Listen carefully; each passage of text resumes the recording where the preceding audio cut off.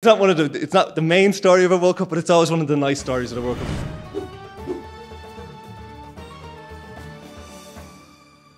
Ja, even een korte update, WK-update vanuit Qatar. Het is vandaag wedstrijddag, Nederland tegen Ecuador. Ik ben gisteren bij de training en de persconferentie geweest van Nederland, ook voor die van Ecuador. Ja, wat kunnen we erover zeggen? Eigenlijk vrij weinig. Beide bondscoaches hielden de kaarten tegen de borst. Wie gaat er spelen, wie niet. Aan de kant van Ecuador is er natuurlijk de vraag of Enner Valencia zal aantreden tegen het Nederlands elftal. Hij is toch wel de grote ster van het team van Ecuador. Ja, elk team heeft natuurlijk al een wedstrijd achter de rug. En ik merk, vooral bij de internationale journalisten, dat er toch iets meer aandacht is voor het Nederlands elftal. Ja, je zou het niet zeggen. Maar dat komt natuurlijk ook omdat met name Argentinië en Duitsland, die ook werden gezien als favorieten, toch de punten hebben laten liggen. Ja, en dan de tegenstander. Senegal kennen we natuurlijk goed, maar ja, wat weten we nou eigenlijk van Ecuador?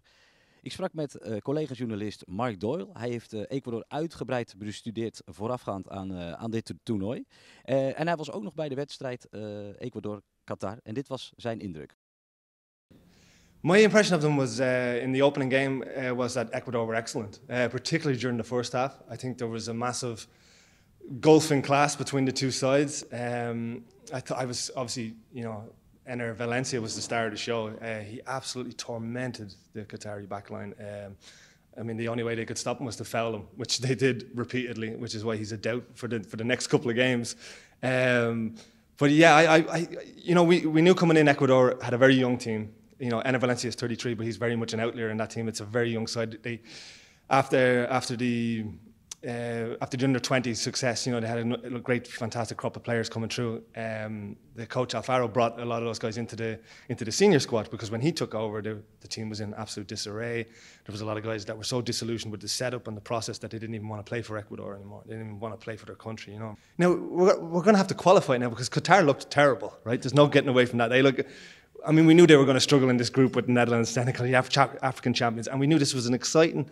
And this Ecuador side had potential. We were maybe even thinking maybe 2026 is when they really break through, or maybe a Copa America in between. But they went about their business brilliantly. I was in the stadium, and when they all kind of knelt, they all got down on their knees and kind of raised their hands to the heavens and looked to the skies. And I thought, okay, first night, and we already have an iconic celebration. Which is, let's say, it's not the main story of a World Cup, but it's always one of the nice stories of the World Cup. Uiteraard vroeg ik hem natuurlijk ook wat de buitenlandse pers, wat hij ervan meekrijgt in ieder geval bij zijn collega-journalisten als schrijvende pers.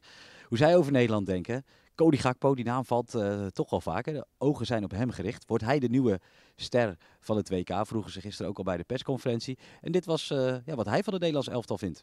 It's a Dutch team maybe that lacks the superstars of the past. I look at that team and I see Virgil van Dijk and I think one of the best centre halves in the world. But in attack, I know, Memphis Depay plays with Barcelona, which is a fantastic team, but he's not a regular. It's more that we're looking at that Netherlands team thinking, God, there's some serious potential there. And Cody Gakpo, he's a guy we've been hearing a lot about. And we've seen, with PSV what he's done. So we're kind of looking at that Dutch team thinking it seems to be, not one of the sides in the past where we knew every single player. Nou, tot zover onze update. Ja, het meeste gaan we toch zien, denk ik, vanavond. Een uur voor de wedstrijd wordt de opstelling bekend en dan weten we meer. En daarna kunnen we lekker genieten van Nederland tegen Ecuador. Vergeet overigens niet te abonneren op ons kanaal. Dan kun je nog meer van deze geweldige video's zien die we maken. En ik zou zeggen voor vanavond veel plezier.